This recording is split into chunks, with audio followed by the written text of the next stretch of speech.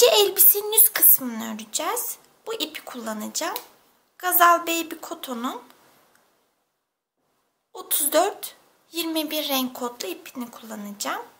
Bebeği örerken de bu markayı kullanmıştık. Bu ip biraz ince. Diğer iplerden daha ince. Alize Cotton Gold'dan, Yarnart cinsten, Etrofil cinsten, diğer tüm iplerden daha ince. Şimdi ben elbisenin üst kısmında ilmek sayıları vereceğim size.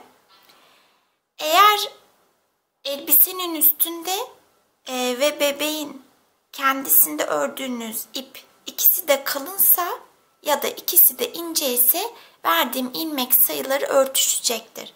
Fakat elbisenin üst kısmını ince ip ile bebeği kalın ip ile örerseniz ilmek sayıları değişecek. Tam tersi de olursa yine ilmek sayıları değişecek. Onları örerken bebeğin üstünde ölçerek belirleyebilirsiniz. Zaten çok bir sayı değişmez. 3 ya da 4 ilmek değişir diye tahmin ediyorum. Şimdi zincirle başlayacağız.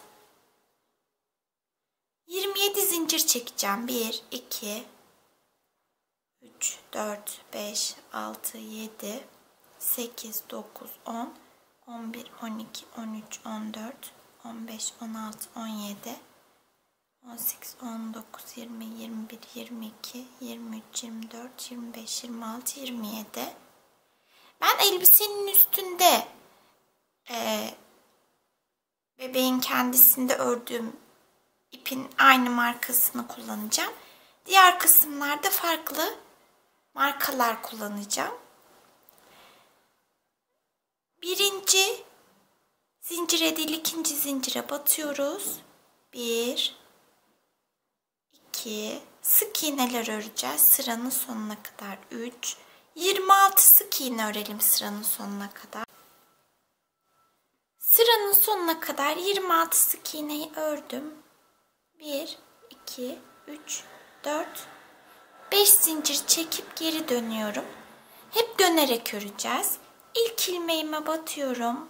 1, 2, 3, 4 sık iğne ördüm. Şurada ilik oluşturduk.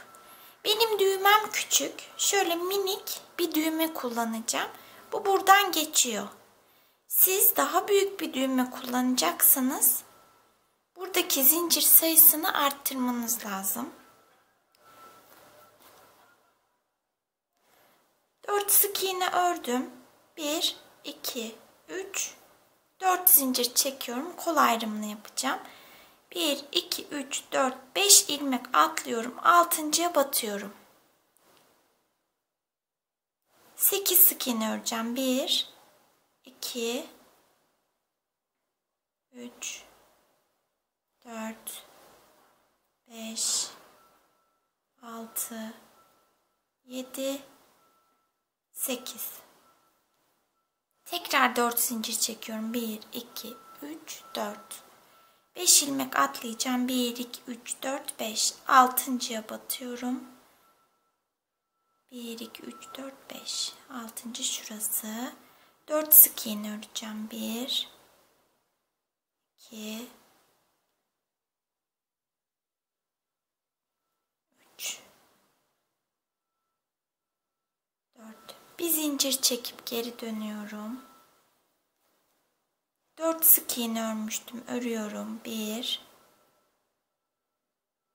2, 3, 4. Zincirlerin üzerine 4 sık iğne öreceğim. Şöyle düz yüzünü kendime çevirdim zinciri. 1, 2, 3, 4. Araya 8 sık iğne örüyorum. 1, 2, 3, 4, 5, 6, 7, 8. Zincirlerin düz yüzünü kendime çevirdim. 4 sık iğne öreceğim.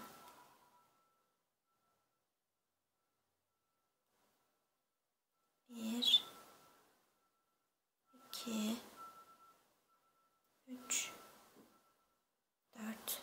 Kalan 4 sık iğneyi örüyorum. 1, 2, 3. Dördüncü şu zincirin dibi. 4. Şimdi sayımız 24 oldu. Bir zincir çekip geri dönüyorum. 5 sık iğne örüyorum. 1, 2, 3, 4, 5.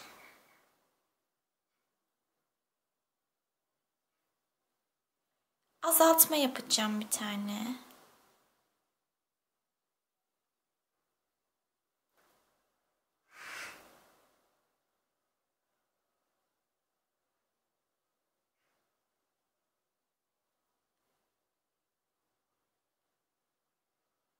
İpler ince olduğu için katlarına ayrılıyor. Tamam, azaltmamı yaptım. 10 sık iğne örüyorum. 1, 2, 3, 4, 5, 6, 7, 8, 9, 10. Tekrar azaltma yapıyorum. 5 sık iğne örüyorum. 1, 2, 3, 4, 5. Bir zincir çekiyorum. Geri dönüyorum. Sayım şu an 22 oldu. 1, 2. Bu sıra 22 sık iğneyi örüyorum. Bir sıra 22 sık iğneyi ördüm. Bir zincir çekip geri dönüyorum. 10 sık iğne öreceğim. 1, 2, 3, 4, 5, 6, 7, 8, 9, 10. Bir azaltma yapıyorum.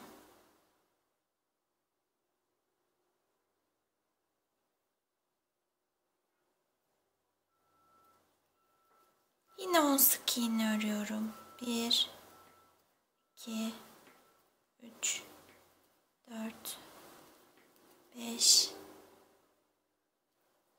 6, 7, 8, 9, 10. Azaltma yaptığım için sayım 21'e düştü. Yine ilik açacağım. 1, 2, 3, 4, 5 zincir çektim. Geri dönüyorum. Bu sırayı filolardan yani ön ilmeklerden öreceğiz. Şöyle bir sık iğne, bir arttırma yapacağım. 4 defa. Bir kere yaptım. Ön ilmeklerden örüyorum. Şöyle bir sık iğne, bir arttırma. 2 oldu. Bir sık iğne, bir arttırma. 3 oldu. Bir sık iğne, bir arttırma. 4 oldu. Şimdi tığımın üzerine ip alıyorum. Tekli trabzan yapacağım bir tane. Tığımın üzerine ip alıyorum. Bir tane ikili trabzan yapacağım. Tığımın üzerine ip alıyorum. Bir tane üçlü trabzan yapacağım. Tığımın önündeki ipi çıkardım. Sonra iki ipi çıkardım. Sonra da diğer iki ipi. Yükseldim yani. Hep ön ilmeklerden örüyorum. İkili trabzan yapıyorum. Tekli trabzan yapıyorum.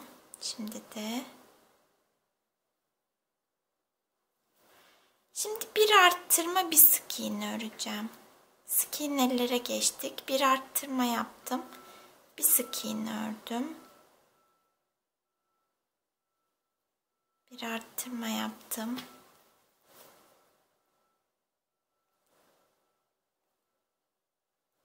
Bir sık iğne ördüm. 2 oldu. 4 kere yapacağım. Bir arttırma. Bir sık iğne. Bir arttırma. Bir sık iğne. 4 kere arttırma yaptığımız için sayımız 29 oldu.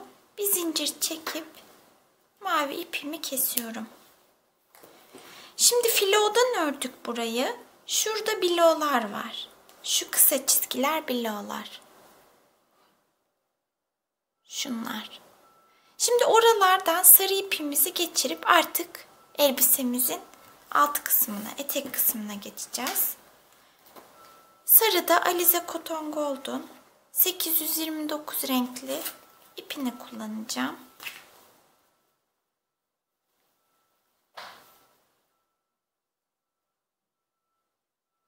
Baş aşağı örüyorduk. Öyle o şekilde örmeye devam edeceğim. Şöyleydi örgümüz. Şimdi şöyle.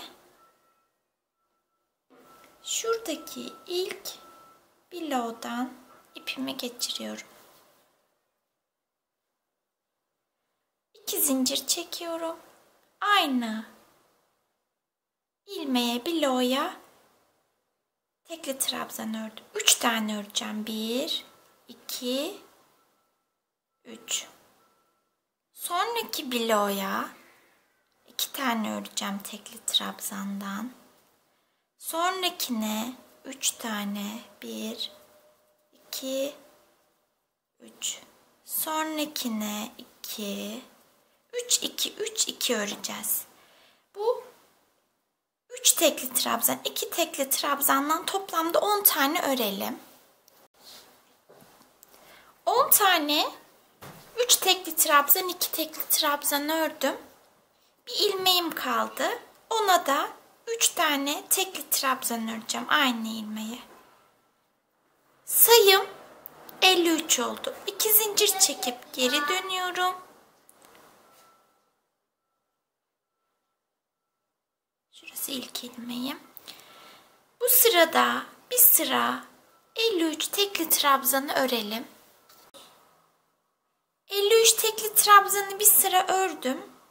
Şimdi şöyle iki ucu kaydırma ile birleştireceğiz.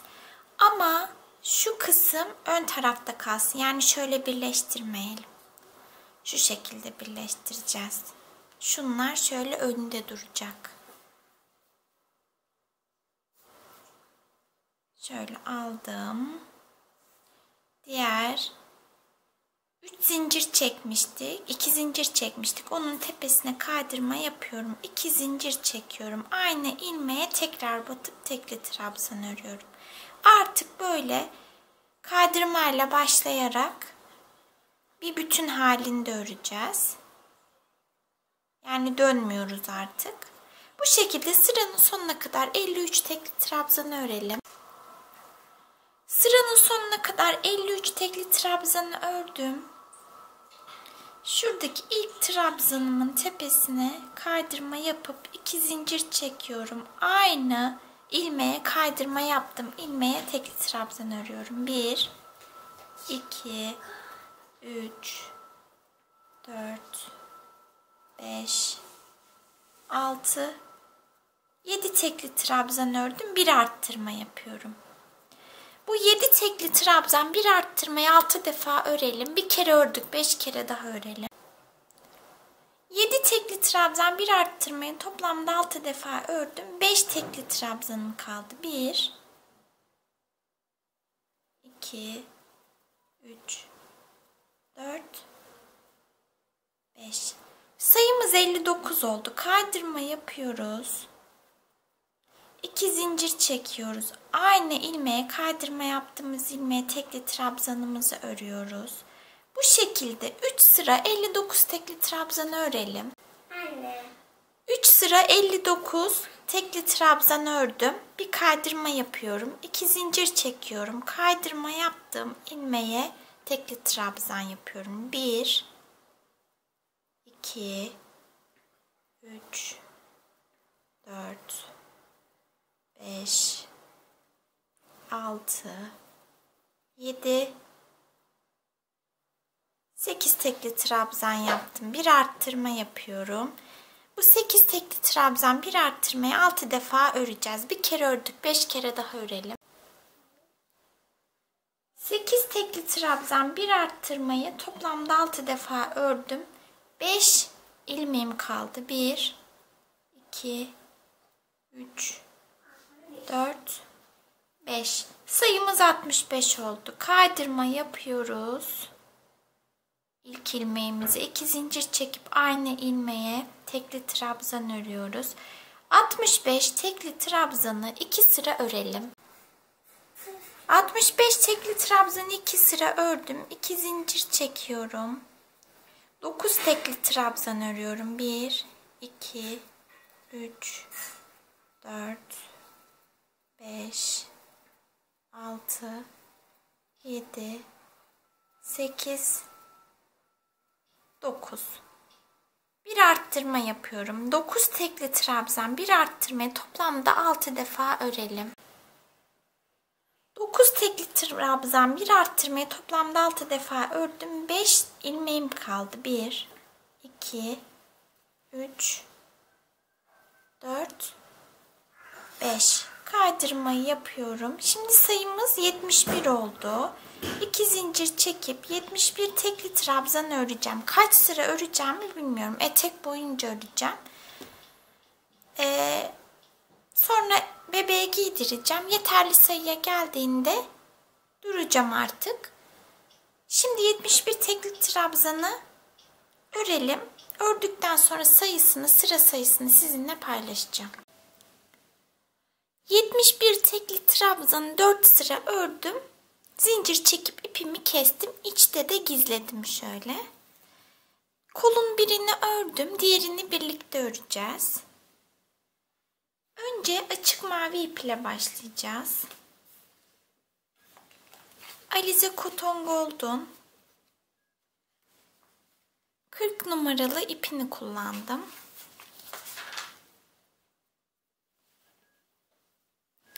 Şöyle biraz büyük bir parça bırakıyorum başta. İçeride gizlemek için. Sabitlemezsek sökülebilir. Bunu içeride yürüteceğim, düğümleyeceğim. Şurada tam ortadan ipimi geçireceğim. Nasıl yapacağım? Biz 4 zincir çekmiştik kol ayrımını yaparken. Şurada 4 zincir var. Şurada da 5 sık iğne var. Şimdi ben 4 zincirin tam ortasından batacağım. 2 zincir sol tarafa, 2 zincir sağ tarafta kalacak şekilde öreceğim. Şöyle. 1 2 tamam. Tam ortası şurası oluyor. İpimi geçiriyorum. Bir zincir çekiyorum. Bu boşluğa, yuvaya, ilmeğe çift batıyorum. Çift battım. Yanındaki zincire bir sık iğne ördüm. Şu köşeye batıyorum. Şuradaki köşeye de örüyorum bir sık iğne. Şu omuz kısmına 5 sık iğne örüyorum. 1 2 3 4 5 köşeye, şu köşeye bir sık iğne örüyorum. Şurada 2 zincirim vardı. Oraya 2 sık iğne öreceğim.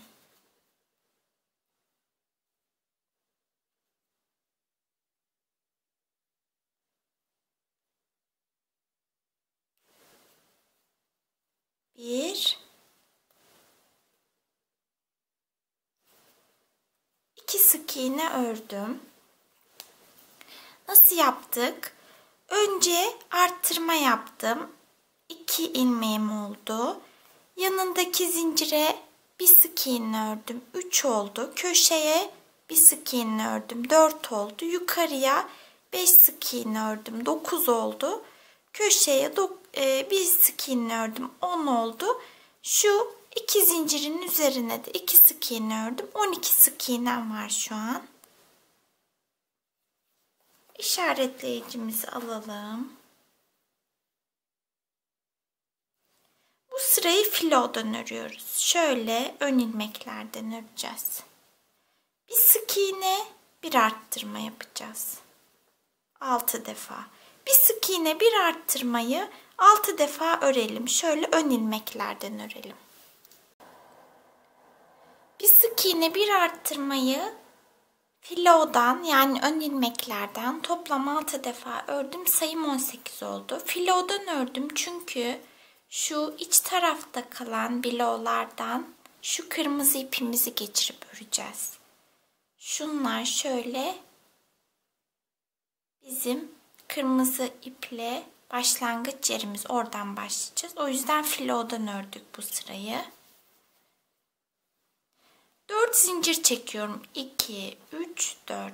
Birinci zincire değil, ikinci zincire batıyorum. Kaydırma yapıyorum. 1, 2, 3 kaydırma yaptım.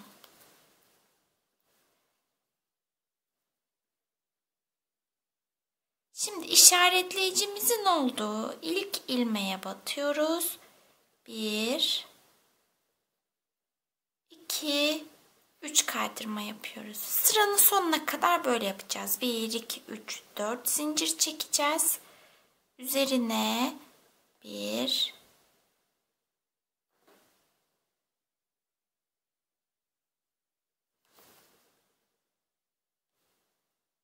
2, 3 kaydırma yapacağız.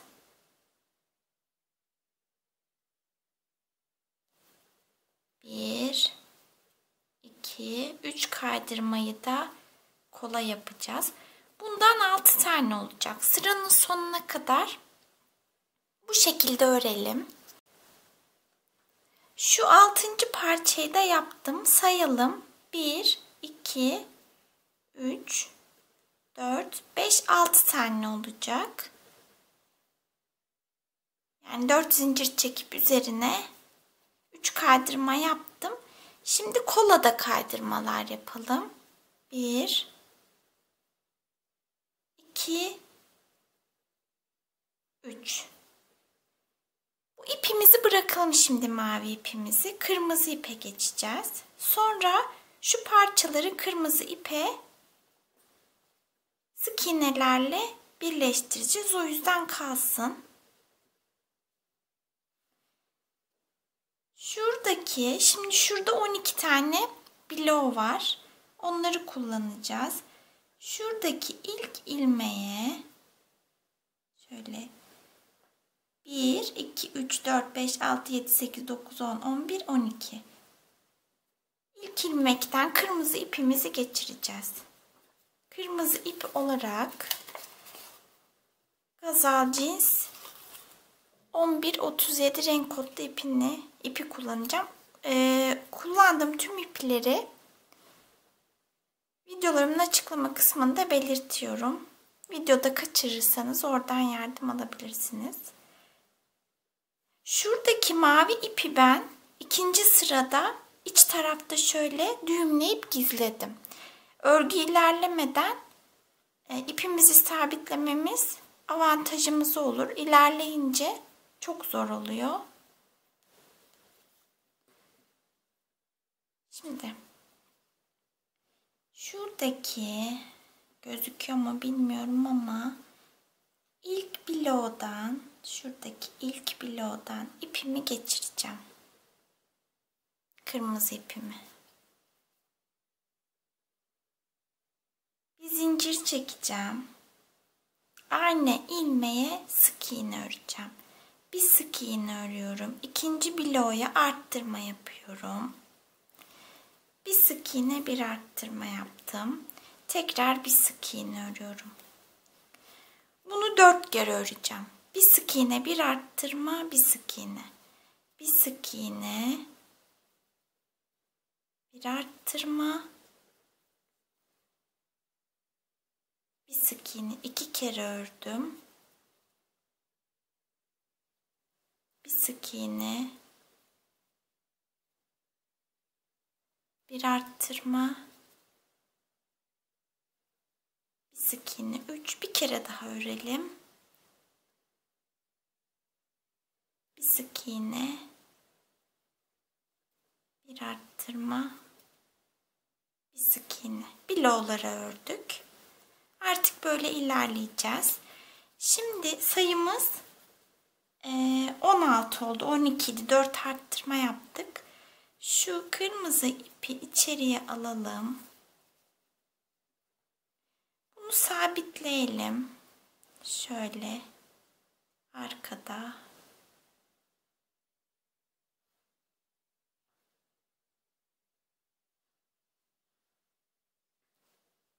Şöyle düğüm atıyorum. Bir kere daha yapacağım. İpimi sabitledim. Şimdi işaretleyici ipimi alıyorum. Sonraki sıraya geçeceğiz. Şimdi ilk ilmeğime batıyorum. 3 sık iğne öreceğim. 1 2 3. Bir tane arttırma yapacağım. Bunu 4 defa tekrarlayacağım. 1 2 3. Bir tane arttırma yapacağım. 2 kere tekrarladım. 1 2 3. Bir tane arttırma yapıyorum. 1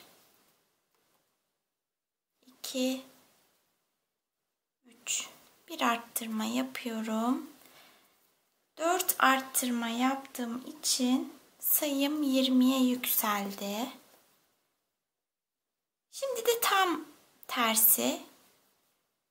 3 sık iğne, bir azaltma yapıyorum. 3 sık iğne, bir azaltma. 4 defa. Bir kere yaptım. 1 2 3 sık iğne, bir azaltıyorum. 1 2 3. Bir azaltıyorum. Bu son azaltmam olacak. 1 2 3. Azaltıyorum.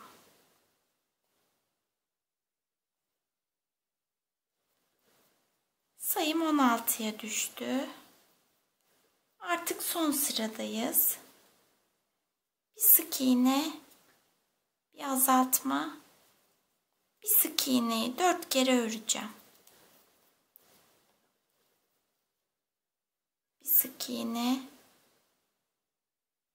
bir azaltma, bir sık iğne. 2 kere ördüm. Bir sık iğne, bir azaltma,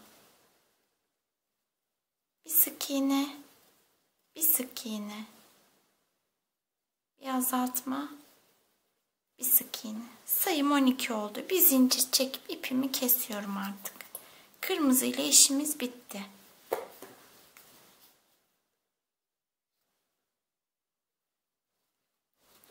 Şurada kalan mavi ipimle devam edeceğim. Şu tepeye çıkmamız gerekiyor. Şuradaki ilmeğe kaydırma yaptım. 1 2 kaydırma yaptım. Tepeye batıyorum. Şöyle tepeden alıyorum ip. Ve ipi kestiğim ilmeğin yanına batıyorum. Sık iğne ile birleştirdim. 1 2 zincir çekiyorum. Şu diğer parçamın tepesine batıyorum şöyle. Bir ilmek atlayacağım. 1 ikinci ilmeğe batıp sık iğne örüyorum. 6 tane vardı. Bu şekilde birleştireceğiz. 2 zincir çekiyorum. Şu tepeye batıyorum. Bir ilmek atlayacağım. Bir değil, ikinci ilmeğe sık iğne örüyorum. 2 zincir çekiyorum. Şuradaki parçanın tepesine batıyorum. 1 ikinci ilmeğe batıyorum.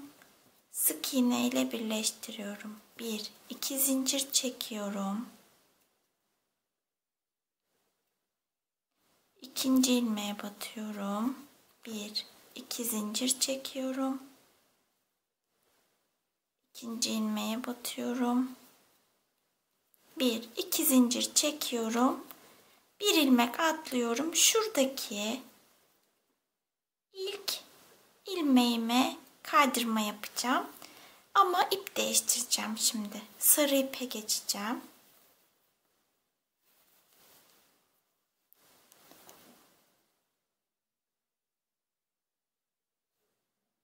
İplerin arasından, mavi iplerin arasından sarı ipimi geçirdim. Şimdi şu zincirlerin arasındaki boşluğa bir sık iğne ördüm. Şuradaki sık iğneye bir sık iğne ördüm. Mavi zincirlerin arasındaki boşluğa bir sık iğne örüyorum. Tepeye batıyorum. Bir sık iğne örüyorum. Boşluğa bir sık iğne ördüm. Zincir boşluklarına. Şu tepeye sık iğne örüyorum. Zincirlerin arasına bir sık iğne. Bir sık iğne.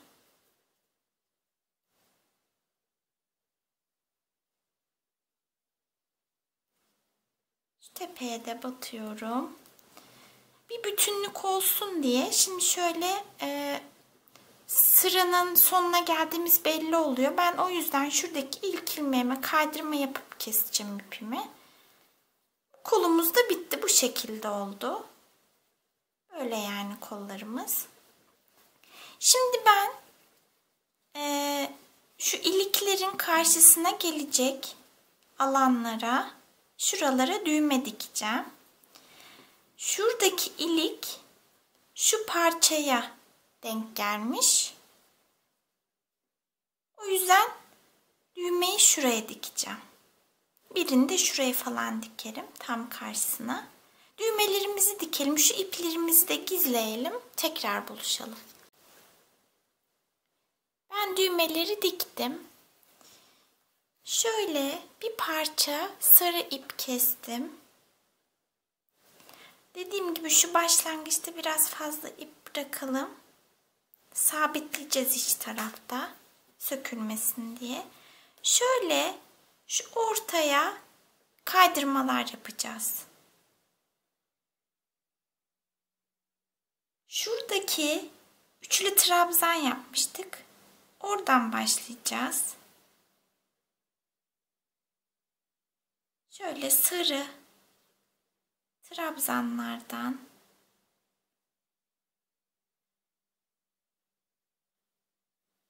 ipimi geçireceğim. İpim böyle arkada kalacak. Bir yandan da tutuyorum. Sonra bunu içeride dediğim gibi sabitleyeceğim. Şimdi şuradaki üçlü trabzanımın tepesine batacağım. Şöyle.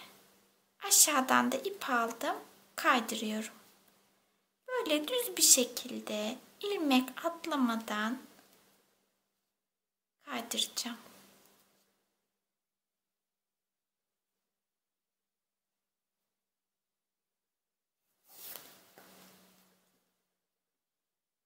Böyle. Germeden yapalım. Ben biraz gerdim. Daha bol yapacağım. Bu ipi de dediğim gibi burada sabitleyeceğim. Şöyle şuralarda havaya kalkıyor. Şöyle iç taraftan tutturabiliriz, dikebiliriz yani havada durmasın diye.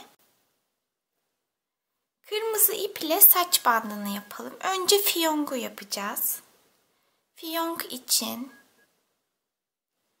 24 zincir çekeceğim.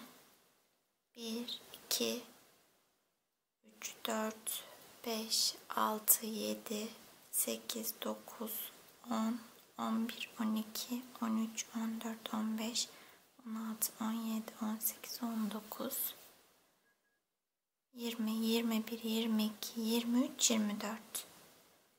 Şimdi diğer uçla şöyle birleştiriyorum. Sık iğne ile birleştireceğim. Bir sık iğne ördüm. 4 sık iğne öreceğim. Zincirlerin üzerine 2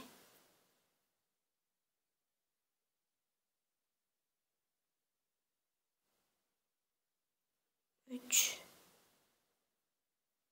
4 Bir tane tekli trabzan yapacağım. 14 tane ikili trabzan öreceğim. 1 2 3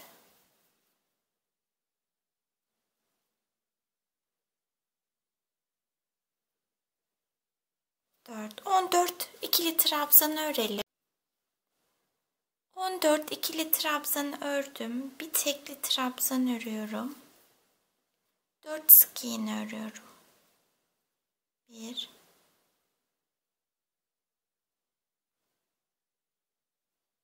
2 3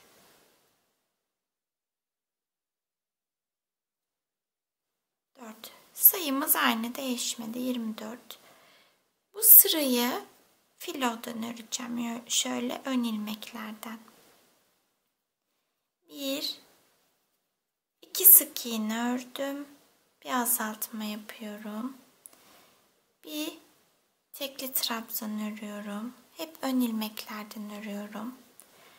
14 ikili trabzan örüyorum. 1 2 3 4 5 6 7 8 9 10 11 12 13 14 Bir tekli trabzan örüyorum. Bir azaltma yapıyorum. 2 sık iğne örüyorum. 1 2 Şöyle tam ortaya getirelim. Kaydırma yapalım. İpimizi uzun keseceğiz. Saracağız çünkü. Fiyonk oluşturacağız.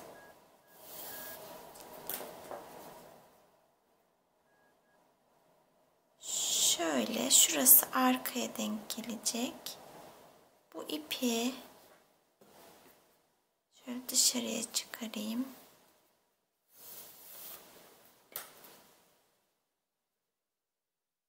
Şöyle saracağım. Çok sarmayacağım. Çünkü şimdi band kısmını yapacağız. O bandın üstüne de bu şekilde saracağım. Şöyle 1-2 kere sarmam yeterli. Şimdi bandı yapacağız. Bant için zincir çekiyorum önce. 1, 2, 3, 4. 90 zincir çekelim. 90 zinciri çektim. İpi kestim.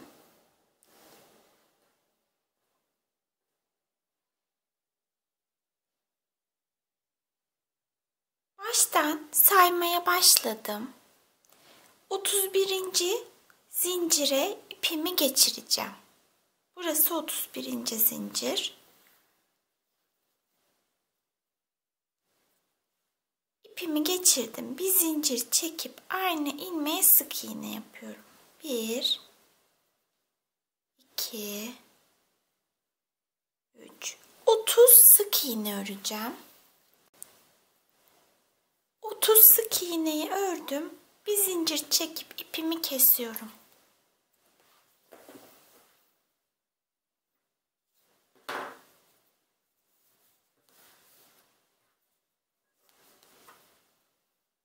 Fiyongu alıyorum. Tam şöyle ortaya gelecek şekilde ayarlıyorum. sarmaya devam ediyorum. Banttan ve fiyonktan saracağız.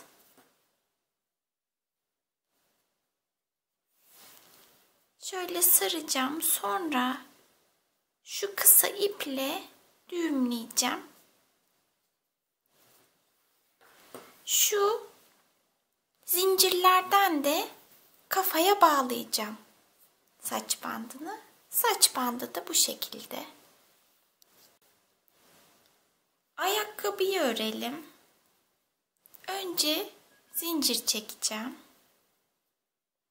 1, 2, 3, 4, 5, 6, 7. Birinci zincire değil, ikinci zincire batıyorum. 5 sık iğne örüyorum. 1, 2, 3, 4, 5. Son kalan ilmeğime 3 kere batacağım. 1, 2, üçüncüyü şöyle karşıya geçerek batıyorum. Aynı ilmeği 3 kere battım. Artık karşıya örüyorum. 4 sık iğne örüyorum. 1, 2, 3, 4. Son kalan zincirime arttırma yapacağım. Çift batıyorum. 1, 2 kere battım. Sayımız 14 oldu. Artık bu sırada tekli trabzanlar öreceğim. Bir tekli trabzan ördüm. Bir tane daha öreceğim. Yani arttırma yapıyorum. Aynı ilmeğe tekrar batayım. Aynı ilmeğe 2 tane tekli trabzan ördüm. Arttırma yaptım. 4 tekli trabzan örüyorum. 1, 2, 3, 4 tekli trabzan ördüm. 3 defa arttırma yapacağım tekli trabzanlarla. Bir arttırma yaptım.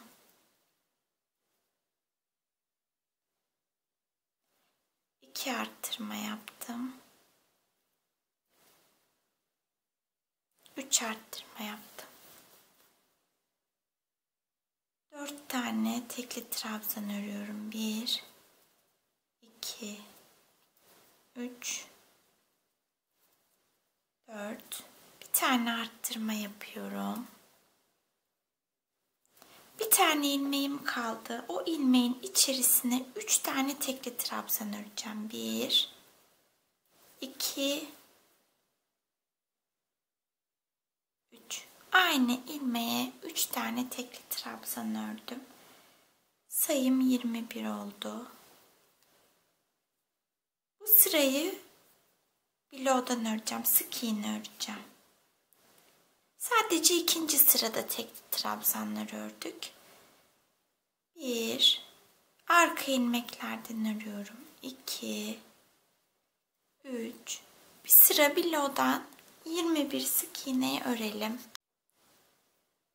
Bir sıra bilo'dan 21 sık iğne ördüm. 8 sık iğne örüyorum. 1, 2, 3, 4, 5, 6, 7, 8. 2 defa azaltma yapacağım. 1, 2. 7 sık iğne öreceğim. 1, 2, 3, 4, 5, 6, 7. Bir azaltma yapıyorum. Sayım 18 oldu. Son sıradayım. 18 kaydırma yapacağım. 1, 2, 3, 4. Sıranın sonuna kadar 18 kaydırmayı yapalım. Sıranın sonuna kadar 18 kaydırmayı yaptım. Ayakkabımın son hali bu. İpimi kesiyorum. İç tarafta bu ipi gizleyeceğim. Bu ayakkabıdan bir tane daha örelim. Ayakkabılarımızı bitirmiş oluyoruz. Şimdi elmayı örelim. Sihirli halka yapıyorum. Halkanın içerisine 7 sık iğne öreceğim. 1, 2, 3, 4, 5,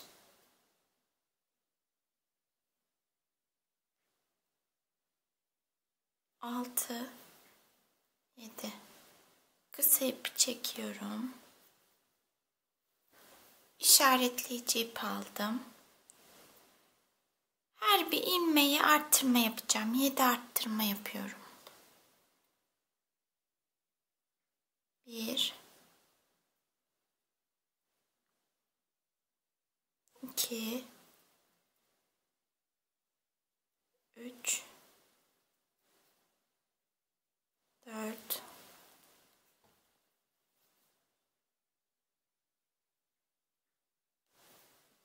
5, 6,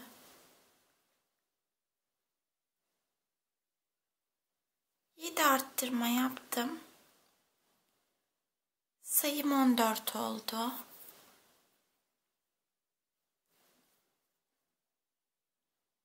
Altı sık iğne örüyorum. 1, 2,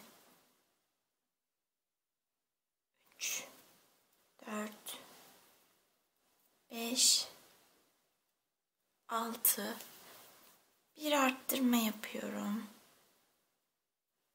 Tekrar 6 sık iğne bir arttırma yapacağım. 1, 2, 3, 4, 5, 6. Bir arttırma yapıyorum. Sayımız 16 oldu. Bir sıra 16 sık iğneyi örelim. Bir sıra 16 sık iğneyi ördüm. 7 sık iğne örüyorum. 1, 2, 3, 4, 5, 6, 7.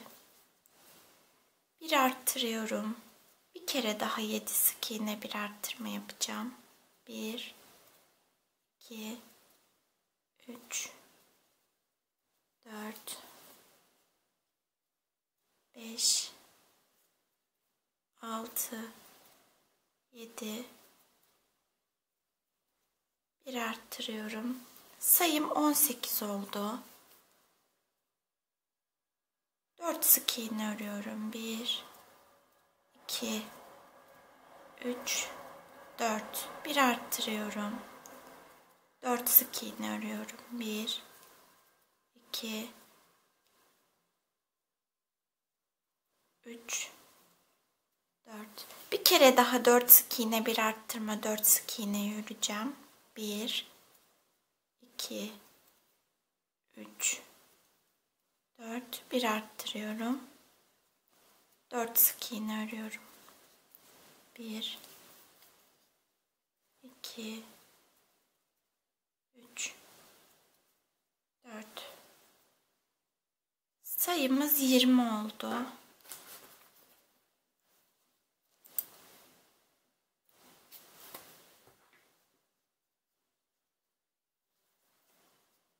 Şimdi 10 tane 1, 2, 10 tane azaltma yapacağım. Sayım 10'a düşecek. İçerisinde elyafla dolduracağım. Şimdi 10 azaltma yapalım. 10 azaltma yaptım. 10 sık iğnem var. İçerisine elyafla doldurdum. Bu sırada 5 azaltma yapacağım. 1 2 3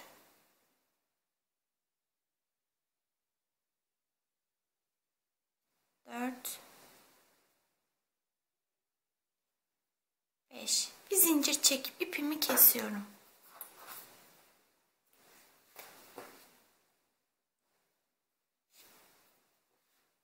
Bir de yaprak yapalım.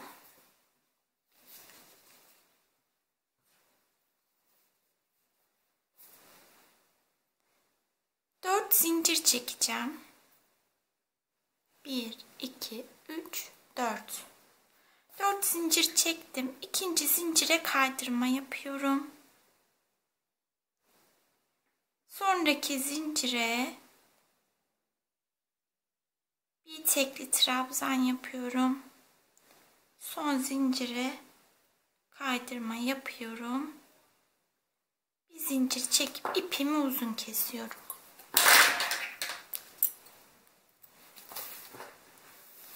Bu yaprağı şöyle şu şekilde dikeceğim.